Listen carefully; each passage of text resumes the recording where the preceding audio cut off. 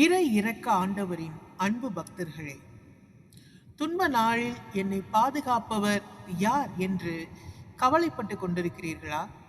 இதோ இறை இரக்க ஆண்டவரின் வாக்கு உங்களுக்காக.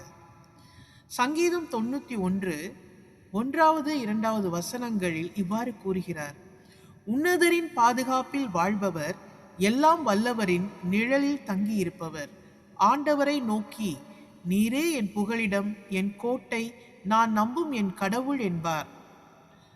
ஆம், இறைவனின் பாதுகாப்பு என்பது நிறைவானது, முழுமையானது, நம்ப தகுந்தது.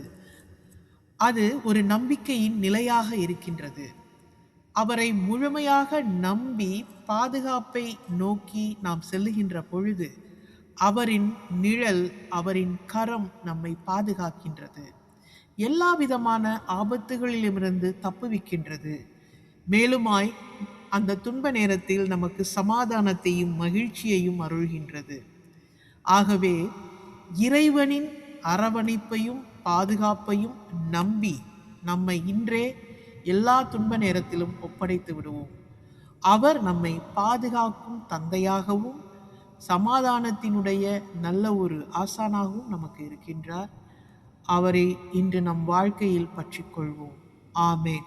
இறை இரக்கம் போற்றி.